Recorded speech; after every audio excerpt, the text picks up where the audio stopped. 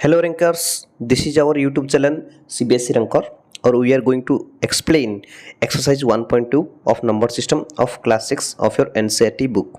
आज हम डिस्कशन करने वाले हैं जो एक्सरसाइज नंबर 1.2 है नंबर सिस्टम का कक्षा 6 का, वो अभी हम डिस्कस करने वाला है विथ ए प्रॉपर एक्सप्लेनेशन। हम प्रॉपर एक्सप्लेनेशन के साथ ये अभी डिस्कस करेंगे। तो स्टार्ट करने से पहले आपको मोटिवेशन दे देते हैं कि failure is the pillar of success. इसका मतलब है अगर आप बार बार चेष्टा करेंगे तो आपको बहुत नाकामियों का सामना करना पड़ सकता है, लेकिन आप कभी भी हार मत मानना है। आपको ये जो नाकामी यहाँ है, आपको यही आपका सक्सेस तक आपका पहुँचाएगा। ठीक है, तो स्टार्ट करते हैं। हमारा पहला number, question number 1, a book exhibition was held 4 days in A school. एक स्कूल में एक पुस्तक मेला हुआ था 4 दिन के लिए। The number of tickets sold at the counter of the first, second, third and final day was respectively 1094, 1812, 2050 and 2751। जो 4 दिन हुआ था, पहले और द्वितीय और तृतीय और जो चौथे दिन में जो टिकट सेल हुआ था उसका है 1094 है पहले दिन, सेकंड में दिन 1812, फिर तो तीसरा दिन 2050 और चौथा दिन क्या हुआ 2751 टिकट सेल हुआ था। तो टोटली 4 दिन में कितना टिकट सेल हुआ था, तो आपको वो काउंटिंग करना है। तो आप प्रॉपर सीक्वेंस पे लिखना चाहते हैं तो वेलकम टू आवर चैनल। तो स्टार्ट करते हैं। पहला आप क्या लिखेंगे, आपको लिखना है a book exhibition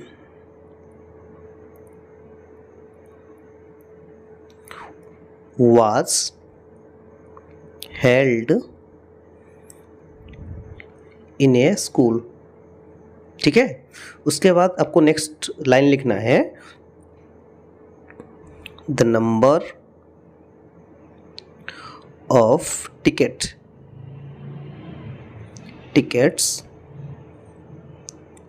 was sold in first day में कितना हुआ था 1094। उसके बाद लिखना है आपको वही वाला लिखना है line, the number of tickets was sold in second day equal to 1812। The number of tickets sold was sold in third day, तो तीसरे दिन में कितना हुआ था, थर्ड डे 2050। उसके बाद the number of tickets was sold in fourth day में कितना हुआ था 2751। आपको ये 5 लाइन लिखना है। उसके बाद अब आखिरी 2 लाइन बचा हुआ है। उसके बाद लिखना है आपको the number of tickets was sold all 4 days equal to, आपको एडिशन करना है। ठीक है, 1094 प्लस 1812 प्लस 2050 प्लस 2751, और इसका जो आंसर आएगा आपको एडिशन करने में 7707। ठीक है, उसके बाद आपको लिखना है 10। देयरफॉर, इस जो 3 डॉट का अर्थ है therefore the number of tickets was sold in all 4 days is ₹7707। ठीक है, आपका ये आंसर हो गया। तो लेट्स देखते हैं दूसरा नंबर देखते हैं। Question number 2, Shekhar is a famous cricket player. He has so far scored 6,980 runs in test matches he wishes to complete 10,000 runs. How many more runs does he need? Shekhar एक famous cricket player है, वो अभी 6,980 runs test match में बनाया है, लेकिन वो चाहता है कि वो 10,000 रन बनाए। तो इसका आंसर क्या होगा? तो हमको क्या करना पड़ेगा? We have to count the difference between 10,000 and 6,980। ठीक है, हम 10,000 और 6,980 का डिफरेंस निकालेंगे। तो कैसे निकालेंगे? पहले लिखेंगे शेखर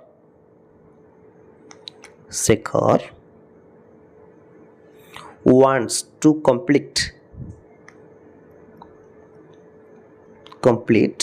रन, वो रन कंप्लीट बनाना चाहता है कितना? 10,000। ठीक है, वो 10,000 रन बनाना चाहता है। उसके बाद ही स्कोर्ड, रन कितना किया है?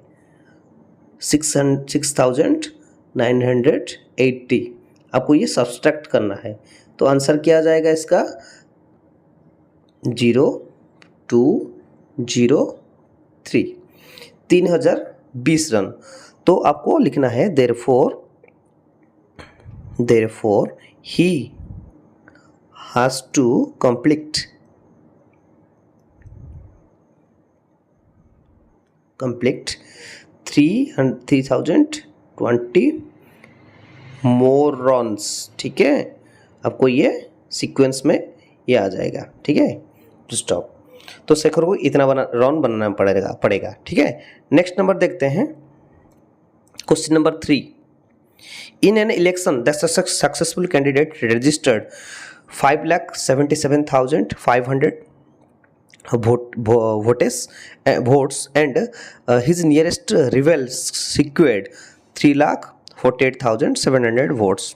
तो क्या है, एक इलेक्शन में एक जो कैंडिडेट है उसने कितने वोट पाया? उसने 5,77,500 वोट पाया, और जो उसका कंपिटिटर जो हारा है उसने पाया 3,48,700 वोट। तो कितने मार्जिन में वो सक्सेसफुल कैंडिडेट जो जीता है वो कितने वोट से जीता है? तो हमको भी ये क्या करना पड़ेगा? इन दोनों का डिफरेंस निकालना पड़ेगा। तो डिफरेंस निकालने का हमको इसको सब्सट्रैक्ट करना पड़ेगा। तो क्या करेंगे? पहले लिखेंगे नंबर ऑफ वोट्स। क्या लिखना पड़ेगा हमको? नंबर ऑफ वोट्स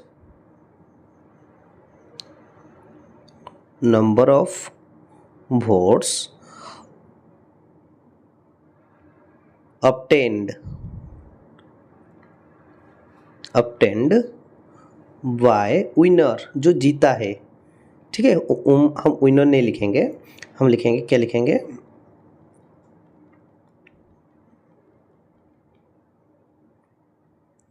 हम लिखेंगे सक्सेसफुल कैंडिडेट। ठीक है, successful candidate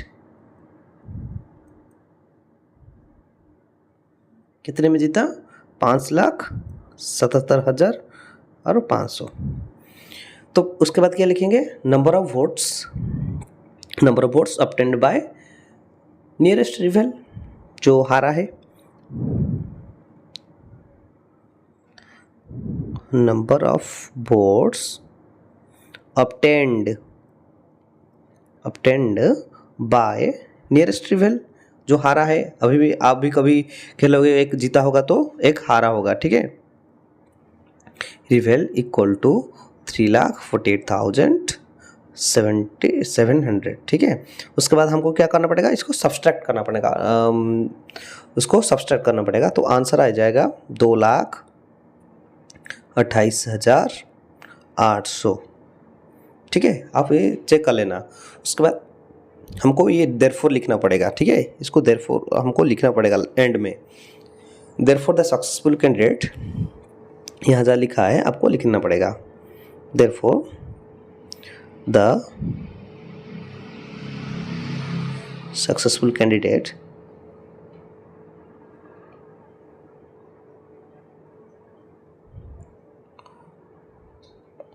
own by 2,28,800 votes।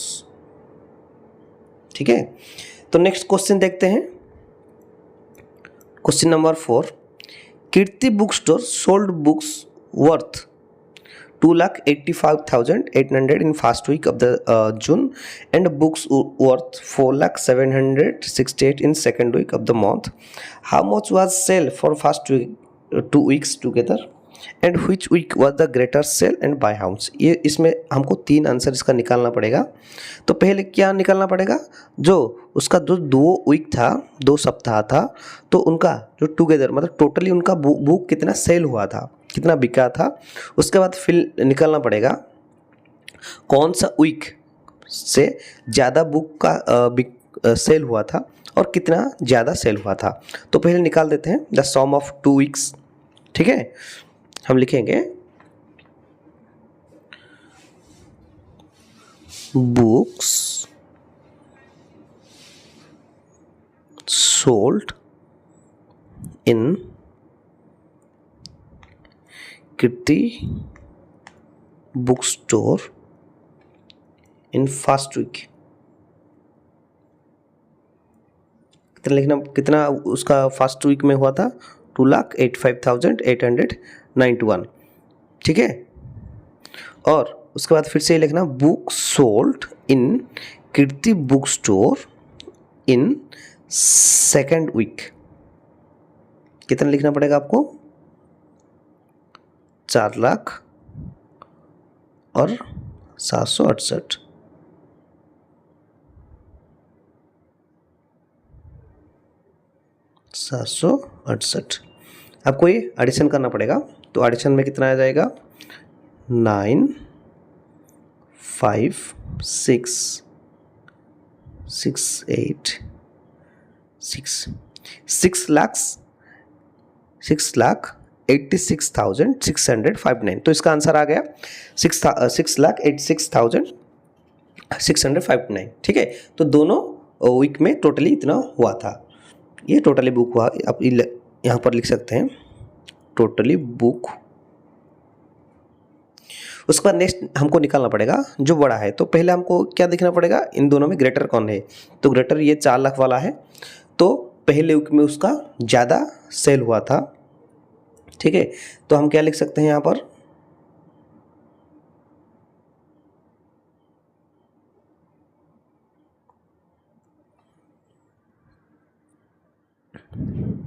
so in second week sale was greater। ठीक है, तो दूसरा क्वेश्चन, ये जो आंसर है which week was sell greater, ये हमको मिल गया। उसके बाद बाय हाउ मच निकालना है। उसके बाद ये हाउ मच निकालना है, इसका सब्सट्रैक्शन का हमको करना पड़ेगा। ठीक है, तो लिखना पड़ेगा book was sold in second week में पड़ा है, इसलिए पहले हमको सेकेंड वीक लिखना है। सेकेंड वीक हमको क्या करना होगा कि जो बड़ा है उससे छोटे से हमको सब्सट्रैक्ट करना पड़ेगा। We have to subtract from greatest to smallest. ठीक है, 4,00,000 और 768।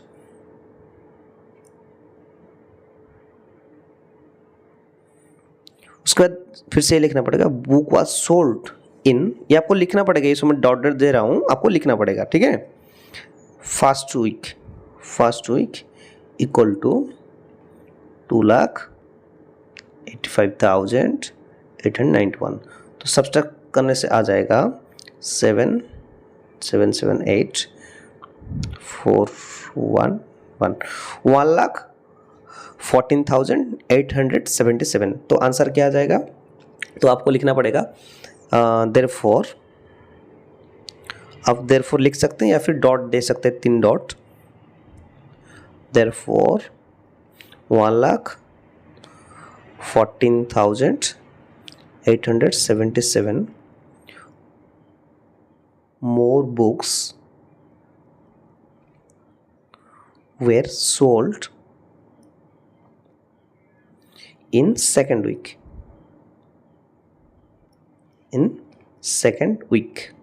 ठीक है, सो हमने क्या कर दिया अभी 4 नंबर क्वेश्चन को खत्म कर लिया। अभी 5 नंबर क्वेश्चन, ठीक है।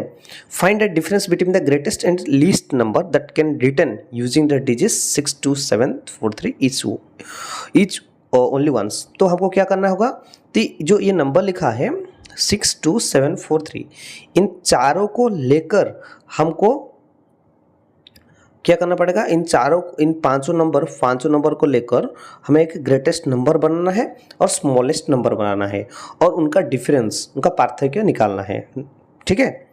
तो क्या कर सकते हैं हम लिख सकते हैं कि the greatest 5 number digit, greatest, यहाँ पर धारा लिखना पड़ेगा, greatest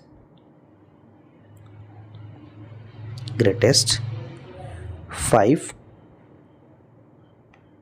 digit number using digits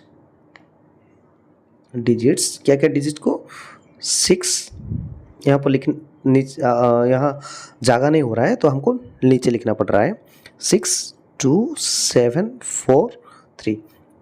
तो ये 5 नंबर लेकर हम इसका ग्रेटेस्ट नंबर कैसे बना सकते हैं, तो पहले हमको क्या लिखना होगा, पहले जो इन पांचों में से जो सबसे ग्रेटेस्ट है, 7 सबसे बड़ा है, तो पहले 7, 6, उसके बाद 4, उसके बाद 3, उसके बाद 2, तो ये है ग्रेटेस्ट नंबर्स। हमको डिसेंडिंग ऑर्डर में लिख देंगे तो ये ग्रेटेस्ट नंबर हो गया। तो फिर से हमको लिखना पड़ेगा द स्मॉलेस्ट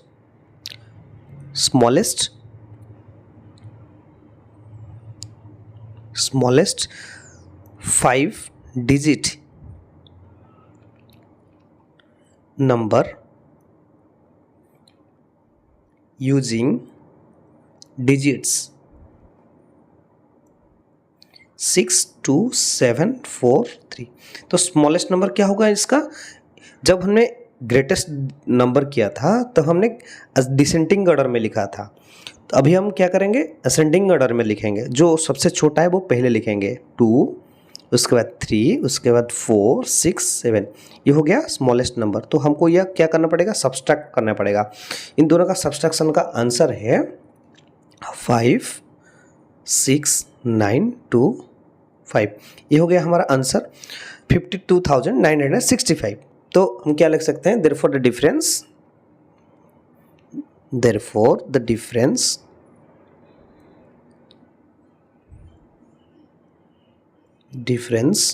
is 52965। ठीक है, ये हमारा खत्म हो गया। कौन सा नंबर, ये 5 नंबर खत्म हो गया। उसके बाद देखते हैं 6 नंबर। ठीक है, 6 नंबर देखेंगे अभी। तो 6 नंबर में क्या लिखा है, एक machine was average manufacture 2825 screws a day. एक दिन में एक जो फैक्ट्री है वो मैन्युफैक्चर, वो जो कंपनी बनाता है, स्क्रू बनाता है, वो एक दिन में 2825 स्क्रू बनाता है। How many screws did it produce in the month of January 2006। तो जनवरी जो 2006 का जो ये मंथ है, महीना है, तो उस महीने के अंदर कितने स्क्रू प्रोडक्शन हुआ होगा। ठीक है, तो हम सीक्वेंस पे जब लिखेंगे तो पहले क्या लिखेंगे, the manufacture a machine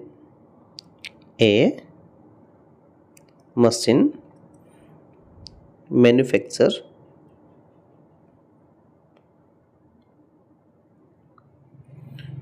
screws in a day equal to 2825। ठीक है, ये एक दिन में इतना बनाता है स्क्रू। उसके बाद लिखना है the machine manufacture screws in a day लिखा था, अभी क्या लिखेंगे, month of January, in month of January. तो जनवरी का जो मंथ है उसमें कितना डे रहता है, 31 डे। ठीक है, आपको 31 डेज लिखना है। अगर एक दिन में वो 2825 स्क्रूज निकालता है तो 31 दिन में कितना निकालेगा, so we have to multiply that number. ठीक है, तो हमको क्या करना पड़ेगा, 2825 इंटू 31। तो आंसर इसका कितना आ जाएगा, आपको ये लिखना है। ठीक है, ये आंसर आ जाएगा 87,575, ठीक है। तो हम क्या लिख सकते हैं, देयरफॉर, तो आपको ये लास्ट में जरूर लिखना है देयरफॉर वाला, ठीक है। Therefore the machine produce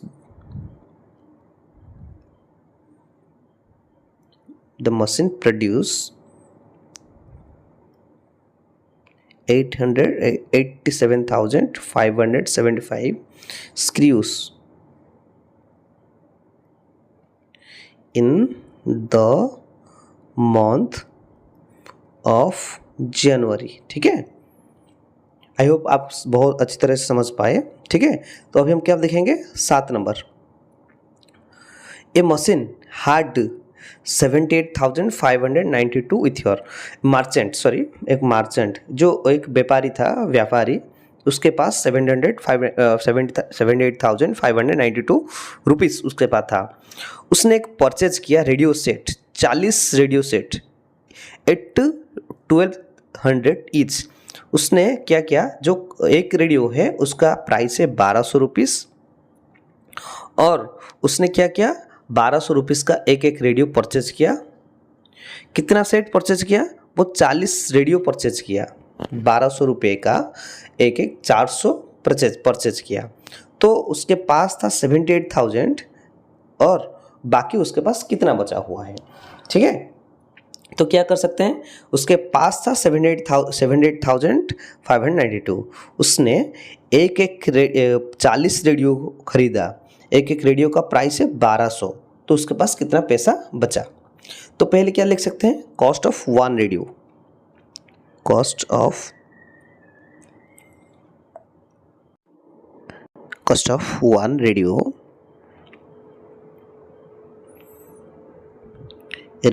set कितना हुआ, 1200। उसके बाद क्या लिखना है आपको, 40 रेडियो का कॉस्ट आपको निकालना होगा आपको पहले।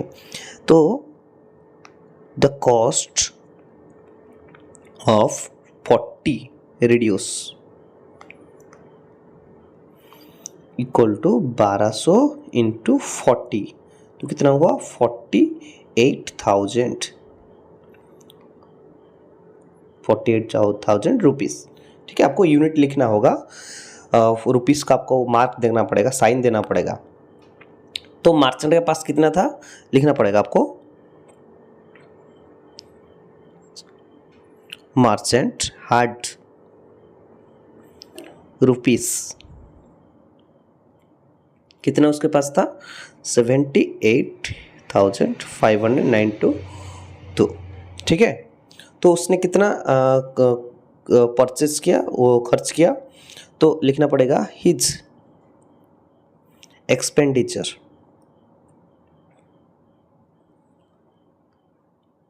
उसका जो खर्च हुआ कितना हुआ, 48,000 उसका खर्च हुआ, 48,000। तो रेस्ट उसके पास कितना हुआ, तो हमको डिफरेंस निकालना पड़ेगा, उसको सब्सट्रैक्ट करना पड़ेगा। तो आंसर आ गया 30,592, तो 30,592 उसके पास रह गया, ठीक है। तो therefore